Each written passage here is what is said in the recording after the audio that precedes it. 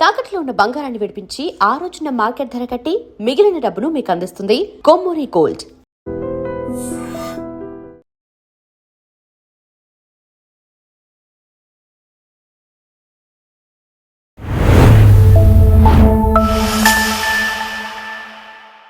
US president Trump Venezuela president Nicolas మడురోని arrest చేయించారు with a military operation. What went wrong అనేది and major గా ఇంత impact ఉంటుందా అనేసి. యాక్చువల్లీ మేడం, మనకి ఇప్పుడు వెనిజులా అనేది ఒక చిన్న కంట్రీ గానో లేకపోతే ఒక సౌత్ అమెరికాలో ఒక కంట్రీ గానో తీసి పాడేయలేమన్నమాట. యాక్చువల్లీ తన యొక్క ఆధిపత్యాన్ని ప్రదర్శించబోతుందా అనే దానికి సిగ్నలింగ్ గా దీన్ని మనం చూడొచ్చు. అందువల్లనే దీనికి పెద్ద హెవీ ఇంపాక్ట్ ఉంది. దాంతోపాటు వెనిజులా ఏంటంటే ఇప్పుడు సౌత్ అమెరికాలో క్రూడ్ ఆయిల్ ఉన్నటువంటి ఒకే ఒక కంట్రీ. సో ఒకవైపు వెనిజులాలో ఆయిల్ రిజర్వ్స్ ఉండడం, రెండో వైపు మేము వేరే దేశాల్లో ఇన్వాల్వ్ కాము అని చెప్పినటువంటి ఇదే డొనాల్డ్ ట్రంప్ ఇప్పుడు వేరే దేశాల్లో ఇన్వాల్వ్ అవ్వడము, ఇది రెండవది.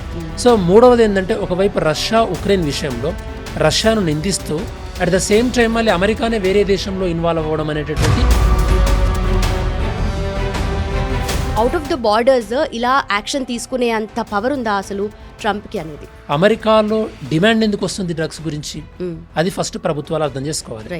అంటే అమెరికాలో డ్రగ్స్ వినియోగం ఎందుకు పెరుగుతుంది, అమెరికాలోకి డ్రగ్స్ రానివ్వకుండా అమెరికా చూసుకోవాలి. కానీ వెనిజులా నుంచి డ్రగ్స్ వస్తున్నాయంటే ఆ డ్రగ్స్ ఎక్కడి నుంచి వస్తున్నాయి, షిప్పింగ్ ద్వారా కరేబియన్ సముద్రం ద్వారా వస్తున్నాయి. కరేబియన్ సీ దగ్గర ఆల్రెడీ ఆ ships. Welcome to lunch with లుంపిని.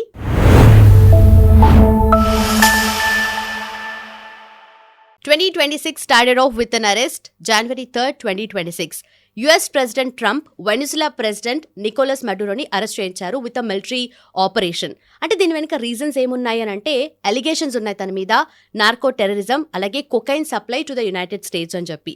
దీని వెనుక ఇంకొక రీజన్ ఏంటంటే Venezuela is a country in south America. దాంట్లో ఉన్న అన్టాప్డ్ క్రూడ్ ఆయిల్ రిజర్వ్స్ని తన సొంతం చేసుకోవాలి అండ్ యుఎస్ కోసం యూజ్ చేయాలి అన్నట్టుగా కూడా ఈ అంతా కాన్సిక్వెన్సెస్ జరిగాయని చెప్పేసి. సో దీని వెనక రీజన్స్ ఎన్నున్నా కూడా తర్వాత కాన్సిక్వెన్సెస్ ఏంటి, ఎందుకంటే ఒక ప్రెసిడెంట్ని అరెస్ట్ చేయించడం అనేది not just a small thing. So international లెవెల్లో ఇదొక టాపిక్ అయిపోయింది. సో దీని గురించి డిస్కస్ చేద్దాం అండ్ దీని వెనక హిస్టారికల్ బ్యాక్గ్రౌండ్ ఏంది అండ్ స్పెషల్లీ ఇండియా స్టాండ్ ఎలా ఉంటుంది, ఇండియాకి కాన్సిక్వెన్సెస్ ఎలా ఉండబోతున్నాయి. Let's discuss. నాతో పాటు ఉన్నారు UPSC senior faculty and experienced mentor Santosh గారు with us. Let's talk to him. Hello sir. Thank you ma'am. Thanks for hosting me. Yes sir, so happy to have you. So first of all Venezuela ప్రెసిడెంట్ని Donald Trump arrest చేయించాడు, military action చేపట్టారు అంటే ఇది ఒక global లెవెల్లో it's a topic to be discussed. So what went wrong అనేది and మేజర్గా ఇంత ఇంపాక్ట్ ఉంటుందా అనేసి ఈసారి డిస్కస్ చేద్దాం అనుకుంటున్నాం ఈ టాపిక్ గురించి. యాక్చువల్లీ మేడం, మనకి ఇప్పుడు వెనిజులా అనేది ఒక చిన్న కంట్రీ గానో లేకపోతే ఒక సౌత్ అమెరికాలో ఒక కంట్రీ గానో తీసి పాడేయలేమన్నమాట. యాక్చువల్లీ ఈ అటాక్ని ఎలా చూసేటటువంటి అవకాశం ఉంది అంటే అమెరికా తన యొక్క ఆధిపత్యాన్ని ప్రదర్శించబోతుందా అనే దానికి సిగ్నలింగ్గా దీన్ని మనం చూడొచ్చు. అందువల్లనే దీనికి పెద్ద హెవీ ఇంపాక్ట్ ఉంది. దాంతోపాటు వెనిజులా ఏంటంటే ఇప్పుడు సౌత్ అమెరికాలో క్రూడ్ ఆయిల్ ఉన్నటువంటి ఒకే ఒక కంట్రీ. క్రూడ్ ఆయిల్ నుంచి మనం ఏం చేస్తామంటే ఆయిల్ రిఫైనరీ చేసి పెట్రోల్, డీజిల్ ఇవన్నీ వస్తుంటాయి. అంటే వరల్డ్ ప్రొడక్షన్లో ఇప్పుడు వెనిజులా పర్సెంటేజ్ తక్కువనే ఉంది. బట్ ఇంకా ప్రొడక్షన్కి రానటువంటి ఆయిల్ రిజర్వ్స్ ఉంటాయి కదా మేడం. అంటే చెప్పాలంటే వెనిజులాలో ఉన్న ఆయిల్ రిజర్వ్స్ ఎంత అంటే 40,000 కోట్ల బ్యారెల్స్. అంటే అంత ఎక్కువ మొత్తంలో ఆయిల్ రిజర్వ్స్ ఉన్నాయన్నమాట.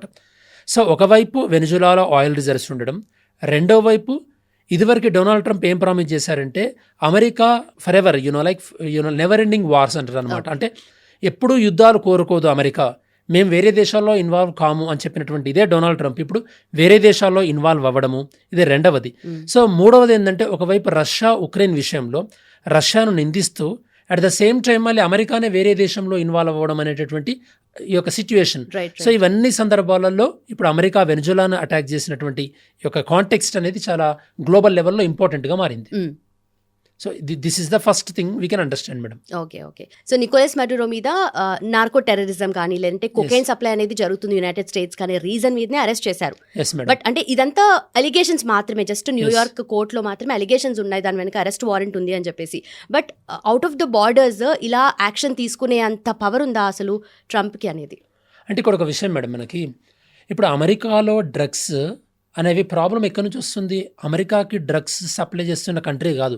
అమెరికాలో డిమాండ్ ఎందుకు వస్తుంది డ్రగ్స్ గురించి? అది ఫస్ట్ ప్రభుత్వాలు అర్థం చేసుకోవాలి. అంటే అమెరికాలో డ్రగ్స్ వినియోగం ఎందుకు పెరుగుతుంది? ఇది ఫస్ట్ అమెరికా అడ్రస్ చేయాల్సిన విషయం. సెకండ్, అమెరికాలోకి డ్రగ్స్ రానివ్వకుండా అమెరికా చూసుకోవాలి, కానీ వేరే కంట్రీ మా కంట్రీకి డ్రగ్స్ పంపిస్తుందని ఎట్లా చెప్తుంది? ఇది రెండో విషయం. మూడో విషయం మేడం, అమెరికాకి ఎక్కువ డ్రగ్స్ ఎక్కడి నుంచి వస్తున్నాయి? మెక్సికో నుంచి వస్తుంది. మరి నువ్వు మెక్సికోని అటాక్ చేయాలి కదా, లేదా కొలంబియా నుంచి వస్తుంది. మీకు గుర్తుంటే మనకి నెట్ఫ్లిక్స్లో నార్కోస్ అనే షో ఉంటుంది. నార్కోస్ షోలో మెక్సికో వర్షన్ ఉంటుంది, కొలంబియా వర్షన్ ఉంటుంది, ఎక్కడ వెనిజులా వర్షన్ ఉండదు. అంటే వెనిజులా నుంచి వస్తున్నటువంటి డ్రగ్స్ అనేవి నామమాత్రమే. పోనీ వెనిజులా నుంచి డ్రగ్స్ వస్తున్నాయంటే ఆ డ్రగ్స్ ఎక్కువ ఎక్కడి నుంచి వస్తున్నాయి? షిప్పింగ్ ద్వారా కరేబియన్ సముద్రం ద్వారా వస్తున్నాయి. కరేబియన్ సీ దగ్గర నువ్వు ఆల్రెడీ ఆ షిప్స్ని అటాక్ చేసి వాటిని డ్యామేజ్ చేస్తున్నావు కదా. అంటే నీకు డ్రగ్స్ వచ్చేది వెనిజులా నుంచి మెక్సికో అండ్ కొలంబియాతో కంపేర్ చేస్తే తక్కువ. అట్ ద సేమ్ టైం ఆ డ్రగ్స్ని కంట్రోల్ చేసేటటువంటి వివిధ మార్గాలు నీ దగ్గర ఉన్నాయి. దాంతోపాటు ఒకవేళ వెనిజులా నుంచి నిజంగానే నార్కో టెర్రరిజంని ఎంకరేజ్ చేస్తుంది అన్నట్టయితే, మీరు ఇందాకల వర్డ్ ఒకటి నార్కో టెర్రరిజం అన్నారు కదా. యాక్చువల్లీ నార్కో టెర్రరిజం అంటే ఏంటంటే ఈ యొక్క డ్రగ్స్ని ఎంకరేజ్ చేయడం ద్వారా ఆ వచ్చినటువంటి డబ్బుని ప్రభుత్వం పొలిటికల్ వైలెన్స్, రాజకీయ హింస కోసం వాడుకున్నట్టయితే దాన్ని నార్కో టెర్రరిజం అంటారు. మరి నార్కో టెర్రరిజం నిజంగానే చేస్తుంది వెనిజులా అంటే కనుక వెనిజులా మీద వేరే రకమైన ఆంక్షలు తీసుకోవచ్చు, లైక్ ఆర్థికపరమైన ఆంక్షలు కానీ ఇట్లాంటివి తీసుకోవచ్చు. అంటే మనకి లీగల్ డెఫినేషన్లో ఒకటి ఉంటుంది అనమాట, ఏంటంటే డిగ్రీ ఆఫ్ ప్రపోర్షనాలిటీ అని చెప్పేసి. అంటే చేసిన నేరం ఎంత స్థాయిలే దానికి ఎలాంటి శిక్ష విధిస్తున్నామని.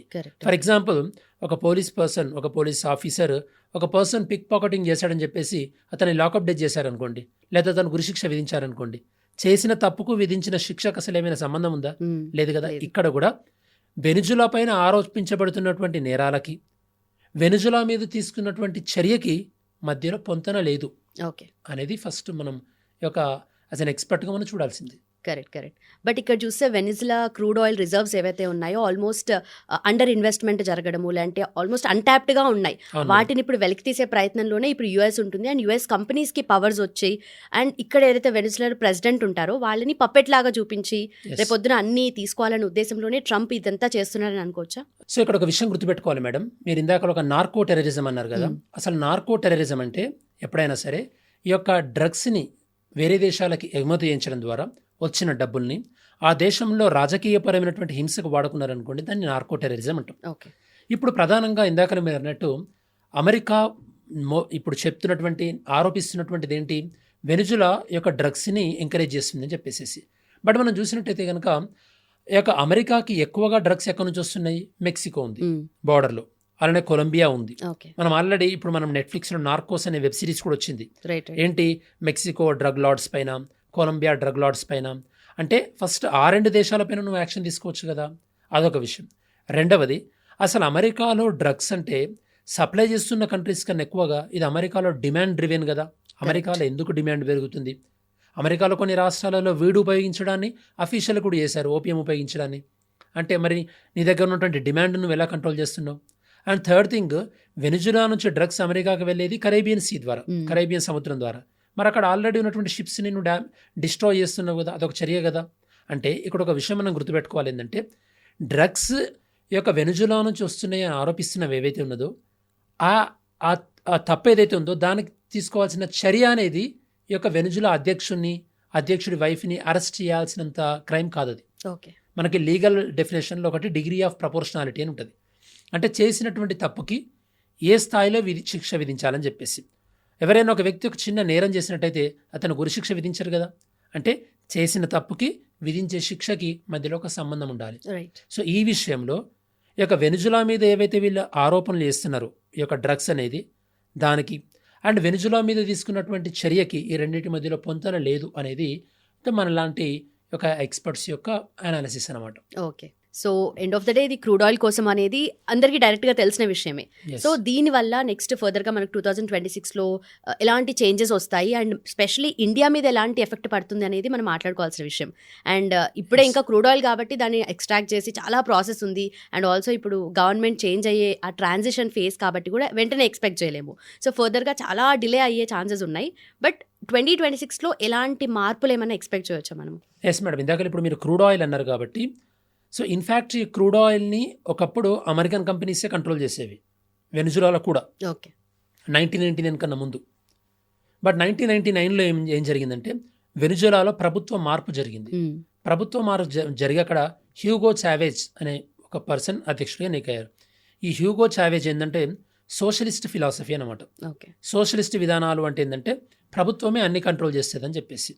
ఎప్పుడైతే 1999లో ఇతని ప్రభుత్వం వచ్చిందో వెనిజులాలో ఉన్నటువంటి ఆయిల్ ఫీల్డ్స్ అంటే ఈ యొక్క క్షమురు క్షేత్రాలు అంటారు, ఈ ఆయిల్ ఫీల్డ్స్ని ప్రభుత్వమే కంట్రోల్ చేయడం స్టార్ట్ చేసింది. ఓకే అంటే ప్రభుత్వమే టేక్ ఓవర్ చేసింది. దీన్ని నేషనలైజేషన్ అంటాం.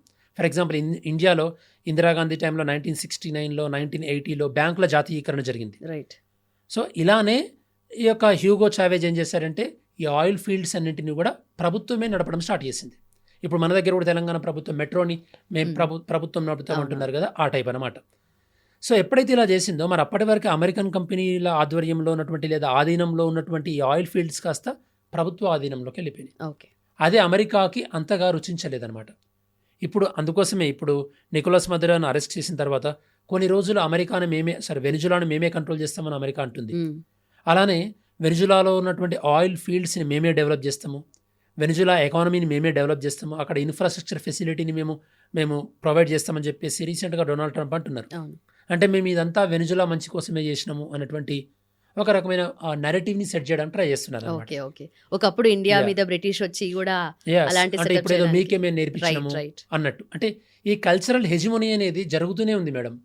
ఇప్పుడు యూరోపియన్స్ వచ్చేసి ఏషియన్స్ మీద అన్నారు, ఏషియన్స్ మీద నార్త్ ఇండియన్స్ సౌత్ ఇండియన్ మీద అంటారు, సౌత్ ఇండియాలో ఒక స్టేట్ వాళ్ళు ఇంకో స్టేట్కి అంటారు మీ కల్చర్ తెలియదు మేము నేర్పించినాం మీకే అని చెప్పేసి. కాబట్టి ఇది ఒక నెవర్ ఎండింగ్ ప్రాసెస్ అనమాట. మరి ఇందాక మీరు అన్నట్టు ఒకవేళ మరి క్రూడ్ ఆయిల్ ఏదైతే ఉంది ఇప్పుడు వెనిజులా పైన అమెరికా దాడి చేసింది. ఇప్పుడు వెనిజులాలో ఉన్నటువంటి క్రూడ్ రిజర్వ్స్ని అమెరికా కంట్రోల్ చేయబోతుంది. దీనివల్ల గ్లోబల్ లెవెల్లో ఆయిల్ సప్లైలో ఏమైనా మార్పులు వచ్చే అవకాశం ఉంది అంటే ఫస్ట్ చాలా మినిమల్ అని చెప్పుకోవచ్చు. ఎందుకంటే వెనిజులాలో ఆయిల్ రిజర్వ్స్ ఉన్నాయి, కాకపోతే అవి ఇంకా ఆయిల్ ప్రొడక్షన్ అవ్వలేదు వాటి నుంచి. అంటే వీటిని అన్టాప్డ్ రిజర్వ్స్ అంటాం. సో కాబట్టి ఇప్పుడు ప్రొడక్షన్లో వెనిజులా పర్సెంటేజ్ తక్కువ ఉంది కాబట్టి ఇప్పుడు ఇమ్మీడియట్గా వెనిజులా అమెరికా ఇష్యూ వల్ల ఆయిల్ ప్రైసెస్లో పెద్ద తేడా రాకపోవచ్చు. కాకపోతే మన ఇండియా పైన ఎలాంటి ఇంపాక్ట్ ఉండే అవకాశం ఉందంటే మన ఇండియాకి సంబంధించినటువంటి ఓఎన్జీసీ, ఓకే, మన ఓఎన్జీసీ అనేది మన ఇండియాలో ఉన్నటువంటి ఒక ప్రభుత్వ రంగ సంస్థ. వీళ్ళు అబ్రాడ్లో కూడా ఇన్వెస్ట్మెంట్ చేస్తుంటారు, దాన్ని మనం విఎన్జీసీ అంటాం అనమాట. ఈ విఎన్జీసీ వాళ్ళు ఏం చేశారంటే వెనిజులాలో ఆల్రెడీ ఇన్వెస్ట్ చేస్తున్నారు. వీళ్ళ యొక్క ఇన్వెస్ట్మెంట్స్ అక్కడ కొన్ని స్టక్ అయిపోయినాయి, సుమారు ఒక $500 million. ఇప్పుడు ఆ డబ్బులు కొద్దిగా ఈజీగా మనకి అందుబాటులోకి వచ్చే అవకాశం ఉంది. ఎందుకంటే ఇప్పుడు అమెరికా వాళ్ళు ఉన్నారు కాబట్టి అక్కడ. అదొకటి. సెకండ్, ఇన్ని రోజులు మనం వెనిజులా నుంచి ఆయిల్ కొందామంటే అమెరికా ఆంక్షలు పెట్టింది వెనిజులా నుంచి కొనకండి అని. అందుకోసమే 2019 కన్నా ముందు మన మొత్తం ఆయిల్ రిజర్వ్స్లో 10% దాకా వెనిజులా నుంచి వచ్చేవి. ఇప్పుడు అది ఓన్లీ 3% ఉంది. ఎందుకు? అమెరికా ఆంక్షల వల్ల. ఇప్పుడు అమెరికానే స్ట్రేట్ అవే వెనిజులాలో ఆయిల్ని కంట్రోల్ చేస్తుంది కాబట్టి ఇప్పుడు ఈ యొక్క యుఎస్ శాంక్షన్స్ ఉండవు కాబట్టి మన ఇండియాలో కొన్ని companies like Reliance company Venezuela నుంచి ఎక్కువగా ఆయిల్ కొంటుండే, ఇప్పుడు ఎక్కువగా వాళ్ళు మళ్ళీ వెనిజులా నుంచి ఆయిల్ కొనే అవకాశం ఉంది.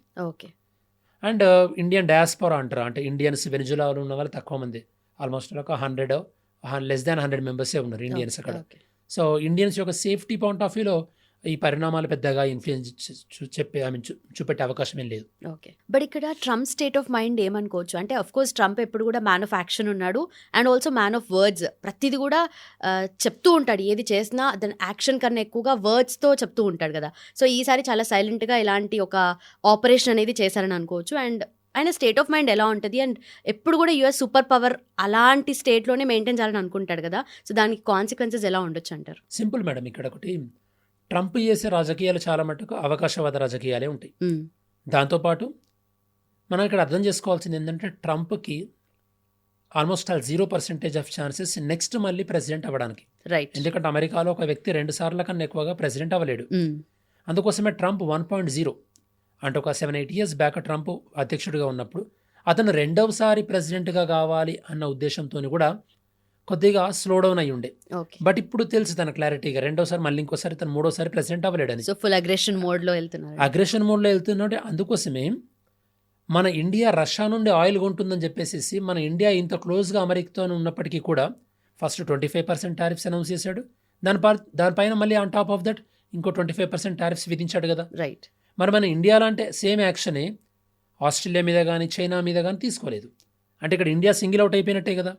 అందుకోసం మీరు చూస్తే కనుక లాస్ట్ ఇయర్ ఎప్పుడైతే మనకి అమెరికాకి మధ్యలో కొద్దిగా డిఫరెన్స్ ఆఫ్ ఒపీనియన్ వచ్చిందో, మళ్ళీ మనం చైనాతోని కూడా క్లోజ్గానే ఉండి మనం మన ప్రైమ్ మినిస్టర్ చైనాకు వెళ్ళడము, చైనాలో కొన్ని మీటింగ్స్ కూడా అటెండ్ అయ్యారు. అంటే ఇక్కడ ఎంతసేపు ఏంటంటే అమెరికాకి ఏమొస్తుంది, లేకపోతే తాను ఏం చేయడం ద్వారా తన పార్టీకి మేలు జరుగుతుంది అన్న పాయింట్ ఆఫ్ వ్యూలో ఉండడం. కానీ ఇప్పుడు నిజంగానే ఇలా అమెరికా వెనిజులాలో ఇన్వాల్వ్ అవ్వడం వల్ల అమెరికా కూడా మంచి ఏం జరగదు. ఎందుకంటే ఇది ఖచ్చితంగా అమెరికా ప్రభుత్వం పైన ఒక బ్యాడ్ సిగ్నల్స్నే పంపిస్తుంది కదా. దీనివల్ల అమెరికా పైన కోపం వస్తుంది కదా వేరే వాళ్ళకి. ఇలా జరిగే కదా ఇదివరకు బుష్ ప్రభుత్వంలో ఉన్నప్పుడు వాళ్ళు అన్నెసెసరీగా ఆఫ్ఘనిస్తాన్లో ఇన్వాల్వ్ అవ్వడం వల్లనే కదా తర్వాత రోజులలో తీవ్రవాదం పెరిగిపోయి వాళ్ళ దగ్గర ఉన్నటువంటి ట్విన్ టవర్స్ ఉన్నాయి కదా, WTC వరల్డ్ ట్రేడ్ టవర్స్ని, వాటిని అల్ఖైదా వాళ్ళు అటాక్ చేయడం జరిగింది.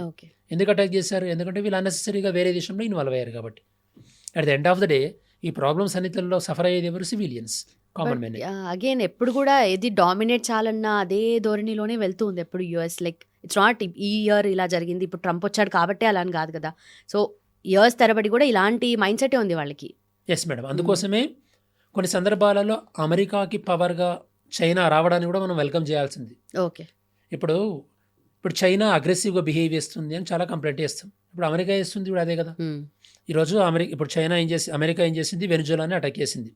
వెనిజులాలో పాలన సరిగా లేదు అని చెప్పేసి వెనిజులాలో పాలన అంటే వాళ్ళ దగ్గర ఉన్న ఆయిల్ రిజర్వ్స్ని కాజేయాలి అన్న నెపం, అంటే ఆ ఆలోచనతోని పాలన సరిగా లేదు అన్న నెపం పైన అటాక్ చేశారు. రైట్. ఓకే, అది ఒక బూచిగా చూపెట్టి.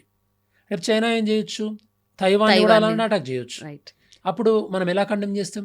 కండెమ్ చేయాలి. అంటే ఇప్పుడు రష్యా యుక్రెయిన్ కానీ ఇలాంటి దాంట్లో వేలు పెట్టినా కూడా మళ్ళీ అది ఎండ్ ఆఫ్ ద డే అది మళ్ళీ చైనా అరుణాచల్ కానీ ఇలాంటి కాన్సిక్వెన్సెస్ కూడా ఎక్స్పెక్ట్ చేయొచ్చు కదా. ఇప్పుడు రేపు పుతిన్ ఏమంటాడు? ఉక్రెయిన్లో మానవ హక్కులు సరిగా లేవు, అక్కడ ఏం సరిగా జరగట్లేదు అని చెప్పేసి రేపు ఉక్రెయిన్ ప్రెసిడెంట్ అక్కడికి వెళ్ళి అరెస్ట్ చేశాడు అనుకోండి, అరెస్ట్ చేసి రష్యా జైల్లో పెడితే అప్పుడు ఎలా కండెమ్ చేస్తాం? చేయం కదా. సో ప్లస్ యాక్చువల్లీ అమెరికా ఏంటంటే అమెరికా తన సరౌండింగ్ కంట్రీస్లో తన ఇన్ఫ్లుయెన్స్ కాపాడుకోవాలి అన్న పట్టుదలలో ఉంది. ఎందుకంటే ఈ మధ్యలో అమెరికా ఇన్ఫ్లుయెన్స్ తగ్గుతుంది. ఎస్పెషల్లీ ఈ యొక్క డాలర్కి ప్రత్యామ్నాయంగా ట్రేడ్ జరుగుతుంది, డీడాలరైజేషన్ అంటాం మనం. అంటే ఫర్ ఎగ్జాంపుల్ ఇప్పుడు మీరు రష్యా అనుకోండి, నేను ఇండియా అనుకోండి, నేను మీకు ఏమైనా గూడ్స్ని ఎక్స్పోర్ట్ చేసినప్పుడు మీరు జనరల్గా నాకు డాలర్స్లో డబ్బులు ఇవ్వాలి. కాకపోతే మీ దగ్గర నుంచి నేను రష్యన్ కరెన్సీనే డబ్బులు తీసుకుంటా. ఎందుకు? మళ్ళీ నేను మీ దగ్గర నుంచి ఏదైనా ఉన్నప్పుడు అవే రష్యన్ కరెన్సీ మీకు ఇస్తాను, ఎక్స్చేంజ్ అవుతుంది. అంటే ఇక్కడ మనకి డాలర్ని మనం ఎలిమినేట్ చేసినట్టే కదా. ఎక్కడ అమెరికా ప్రాబల్యం తగ్గుతుందో, ఎక్కడనైతే అమెరికాకి కాంపిటేటివ్గా కొన్ని కంట్రీస్ రాబోతున్నాయనో, ఎందుకంటే ఇప్పుడు అమెరికా దగ్గరలో సౌత్ అమెరికాలో అమెరికాని ఎదిరించి కొద్దిగా కౌంటర్గా ఉన్న కంట్రీస్ రెండే, ఒకటి క్యూబా, ఒకటి వెనిజులా. ఓకే. క్యూబాని కూడా గతంలో క్యూబా ప్రభుత్వాన్ని చాలాసార్లు పడేద్దామని ట్రై చేయడం, ఓకే, సో తిరుగుబాటు ఎంకరేజ్ చేయడం 1961లో జరిగినాయి. కాకపోతే అవి ఫెయిల్ అవ్వడం జరిగింది. ఇప్పుడు వెనిజులాలో జరిగింది. ఓకే. యాక్చువల్లీ దీనికి బ్యాక్గ్రౌండ్లో వీళ్ళు 1823లో ఒక మన్రో ప్రిన్సిపల్ అని తీసుకొచ్చారు madam. Monroe principle, Monroe doctrine అంటాం, మన్రో సిద్ధాంతం అని చెప్పేసి. అంటే మీనింగ్ ఏంటంటే అమెరికా చుట్టుపక్కల ఉన్నటువంటి దేశాలలో యూరోపియన్స్ ఇన్వాల్వ్ కావద్దు అని చెప్పేసి. ఎందుకంటే అప్పట్లో యూరోపియన్స్ చాలా స్ట్రాంగ్, పోర్చుగీస్ వాళ్ళు, ఇంగ్లీష్ వాళ్ళు, స్పెయిన్ వాళ్ళు, ఫ్రెంచ్ వాళ్ళు చాలా స్ట్రాంగ్ కదా. సో అప్పుడు వీళ్ళు ఏం చేశారంటే మీరు మా విషయాల్లో ఇన్వాల్వ్ కాకండి, మేము ఈ విషయాల్లో ఇన్వాల్వ్ కాము అని ఇది ఒకటి తీసుకొచ్చారనమాట. సో ఇప్పటికి కూడా వేరే వాళ్ళని వీళ్ళ విషయాలు ఇన్వాల్వ్ కానివ్వట్లేదు, బట్ వీళ్ళు మాత్రం వేరే వాళ్ళ విషయాల్లో ఇన్వాల్వ్ అవుతున్నారు. అది బీట్ ఆఫ్ఘనిస్తాన్ అనుకోండి, అండ్ ఇరాన్, ఇరాక్, అంతేందుకు వియత్నాం యుద్ధంలో కూడా ఇన్వాల్వ్ అయ్యారు. ఓకే, ఇక్కడ ఒక విషయం గుర్తుపెట్టుకోవచ్చు మేడం. ఇప్పుడు అమెరికా ఆరోపిస్తున్నది ఏంటి? వెనిజులా అఫీషియల్గా డ్రగ్స్ని ఎంకరేజ్ చేస్తుంది, స్టేట్ స్పాన్సర్డ్ డ్రగ్స్, అందుకోసం మేము యాక్షన్ తీసుకున్నాం అంటే. రైట్. మరి స్టేట్ స్పాన్సర్డ్ డ్రగ్స్కే నువ్వు యాక్షన్ తీసుకున్నప్పుడు మరి పాకిస్తాన్ స్టేట్ స్పాన్సర్ టెర్రరిజం చేస్తుంది కదా. మనం ఎలాంటి చర్య తీసుకున్నావు? పోనీ చర్య తీసుకోకపోయినా కనీసం నువ్వు అంతర్జాతీయ వేదికలపైన ఖండించాలి కదా పాకిస్తాన్ని. మరి ఆ చేయకపోవడం వల్ల సపోర్ట్ చేస్తూ డబుల్ స్టాండర్డ్స్ అనేవి ఎక్స్పోజ్ అయినట్టే కదా. రైట్. సో ఆ విధంగా కూడా మనం చూడాల్సినటువంటి అవసరం ఉంది అమెరికా యొక్క బిహేవియర్ని. కాబట్టి మనం అమెరికాతో ఎప్పుడైనా సరే ఫ్రెండ్షిప్ చేయడమైనా సరే, ఎనిమీగా ఉండడమైనా సరే, రెండు డిఫికల్ట్ అమెరికాతో. We cannot rely on America. Okay.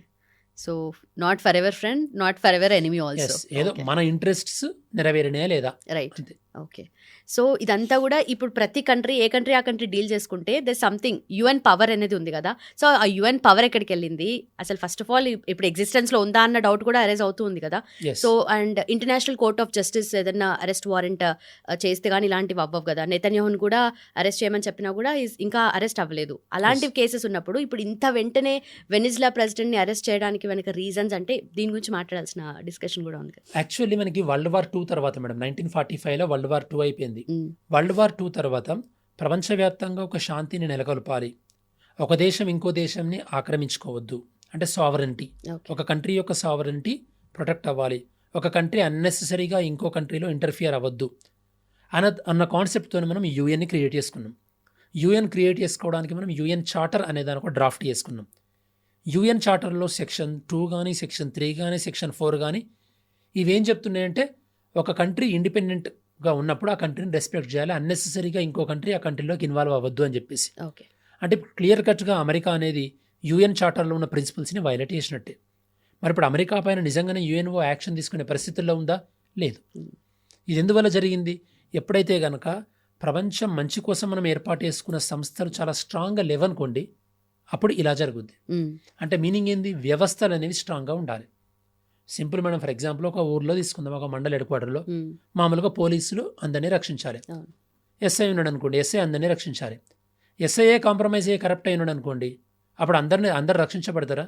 రక్షించబడరు. ఎవరైతే ఆయన క్లోజ్గా ఉంటారో వాళ్ళకి ప్రివిలేజ్ ఉంటాయి, ఎవరైతే వాళ్ళ చేత హరాస్ అవుతారో వాళ్ళు ఆ ప్రొటెక్షన్ అనేది ఉండదు. వరల్డ్ లెవెల్లో కూడా అంతే కదా, ఇంటర్నేషనల్ ఆర్గనైజేషన్స్ కూడా. సో ఇప్పుడు ఇంటర్నేషనల్ ఆర్గనైజేషన్స్ ఆల్మోస్ట్ ఒక పాపెట్స్ లాగా అయిపోయినాయి. They are virtually controlled by USA and China and some other European countries. అట్లాంటప్పుడు వాళ్ళపైన ఏ విధంగా యాక్షన్ తీసుకోగలుగుతున్నారు? ఇంటర్నేషనల్ క్రిమినల్ కోర్ట్ అయినా అంతే ఉంది, ఇంటర్నేషనల్ కోర్ట్ ఆఫ్ జస్టిస్ అయినా అలానే ఉంది. అంతెందుకు మేడం, ఇప్పుడు 1948లో పాకిస్తాన్ కాశ్మీర్ ఆక్రమించుకున్నప్పుడు యుఎన్ఓ కానీ యూఎన్ సెక్యూరిటీ కౌన్సిల్ కానీ ఏం చేసింది? సింపుల్గా ఆక్రమించుకున్న కాశ్మీర్ని ఏదైతే ఉందో అది పాకిస్తాన్కి ఇచ్చేయండి, మళ్ళీ ఫర్దర్గా అయితే ఆక్రమించుకోకుండా అని చెప్పేసి ఒక లైన్ ఆఫ్ కంట్రోల్ అని ఒక గీశారు అంతే. మరి ఇప్పుడు మనం అంతర్జాతీయ సంస్థలు నమ్మి మోసపోయినట్టే కదా. ఇలా అంతర్జాతీయ సంస్థలు న్యాయం చేయనప్పుడు ఇంకా సంస్థలు నమ్మాలన్న ఆలోచన ఎందుకు వస్తుంది? సో బాటమ్ లైన్ ఏంటంటే ఇంటర్నేషనల్ ఆర్గనైజేషన్స్ని స్ట్రెంథన్ చేసుకోవాల్సిన అవసరం ఉంది.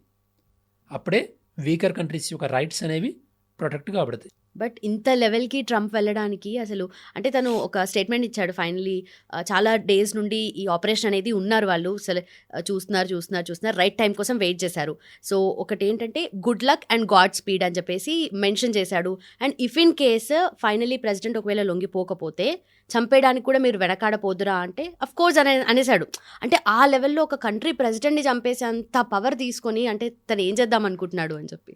సింపుల్ ఏంది మేడం అంటే, ఫస్ట్ ఆఫ్ ఆల్ వీళ్ళు యూజ్ చేసిన ఒక హైపోథెటికల్ లేకపోతే అసలు ఒక రకమైనటువంటి స్లోగన్ ఏంటంటే, రిటోరిక్ అని కూడా అనొచ్చు. స్లోగన్ ఏంటంటే make America great again, Megha అని చెప్పేసి. దాన్ని సపోర్ట్ ఇస్తున్న చాలా వ్యక్తులు కూడా ఈరోజు అమెరికా వెనిజులా విషయంలో ఇన్వాల్వ్ అవ్వడాన్ని వ్యతిరేకిస్తున్నారు. ఓకే, ఇప్పుడు దీనివల్ల మొత్తం బాటమ్ లైన్ ఏంది మేడం? ఇప్పుడు వెనిజులా ఉన్న ఆయిల్ ఫీల్డ్స్ని అమెరికన్ కంపెనీస్ కంట్రోల్ చేస్తాయి. అమెరికన్ కంపెనీస్ ఇక్కడ మనం మాట్లాడుకోవాలి. అమెరికన్ కంపెనీస్ ఏం చేస్తాయి? మళ్ళీ వీళ్ళ రిపబ్లికన్ పార్టీకి ఫండింగ్ ఇస్తాయి. ఓకే, దీనివల్ల అమెరికాలో యొక్క కామన్ మ్యాన్ యొక్క లైఫ్ ఏమైనా చేంజ్ అవుతుంది? లేదు. అమెరికాలో ఇప్పటివరకు కూడా మీరు ఎవరైనా తెలిసిన వాళ్ళ ఫ్రెండ్స్, మీరు ఎవరైనా వాళ్ళ అమెరికాలో ఉన్న వాళ్ళని అడగండి, అమెరికాలో హెల్త్ అనేది ఎంత ఎక్స్పెన్సివ్ అసలు. అక్కడ హెల్త్ ఇన్సూరెన్స్ తీసుకోవాలన్నా, ఏదైనా ఒక ఆపరేషన్ చేయించుకోవాలన్నా ఎంత ఎక్స్పెన్సివ్. మరి అమెరికా పీపుల్ లైఫ్ ఏమైనా మారిందా? లేదు. So like chronic capitalism. ఈయనే ఈ యొక్క పొలిటికల్గా వెనిజులాని అమెరికా కంట్రోల్ చేయాలనుకుంది.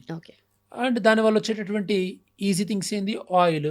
అది కొంతమంది ఇండస్ట్రియలిస్ట్ చేతిలోకి వెళ్ళిపోతుంది, వాళ్ళు అమెరికన్ పార్టీస్కి ఫండింగ్ ఇస్తారు అండ్ కొద్దిమంది బెనిఫిట్ అవుతారు. ఇదే జరిగేది మొత్తం సైకిల్. ఇప్పుడు ఫర్ ఎగ్జాంపుల్ ఇప్పుడు అమెరికా పాకిస్తాన్ పైన ఎందుకు యాక్షన్ తీసుకోవట్లేదు? పాకిస్తాన్ నుంచి డిఫెన్స్ డీల్స్ వస్తాయి. ఆ డిఫెన్స్ డీల్ వల్ల లాభపడేది ఎవరు? డిఫెన్స్ కంపెనీలు.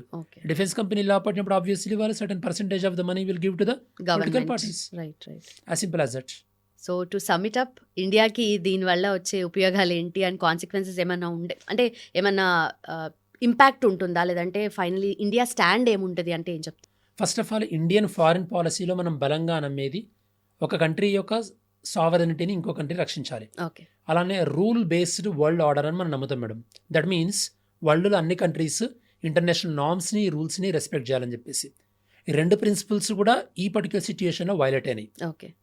సో ఆబ్వియస్లీ ఇండియా ఒకవేళ మనం నమ్మిన సిద్ధాంతాలపైన స్టాండర్డ్గా నిలబడాలనుకుంటే కనుక దీన్ని క్లియర్గా కండెమ్ చేయాల్సినటువంటి విషయం. Okay. Let's see how government will respond. And one more thing, మన డయాస్పారా పెద్దగా ఇంపాక్ట్ అయ్యేది లేదు. Energy point of view already మనం ఇందాక మాట్లాడుకుంటున్నట్టుగా ఇంకా మనకు వచ్చే ఆయిల్ రిజర్వ్స్ బెటర్గా అయ్యే అవకాశం ఉంది. ఓకే. మన ఓఎన్జీసీ వాళ్ళ ఇన్వెస్ట్మెంట్ కూడా కొద్దిగా ఫ్రీ అప్ అయ్యే అవకాశం ఉంది. సో ఓవరాల్గా ఎకానమీ పాయింట్ ఆఫ్ వ్యూలో మినిమల్ ఎఫెక్ట్స్, బట్ ఐడియాలజికల్గా ఇప్పుడు మనం చాలా స్ట్రాంగ్గా స్టాండ్ తీసుకునేటటువంటి టైం.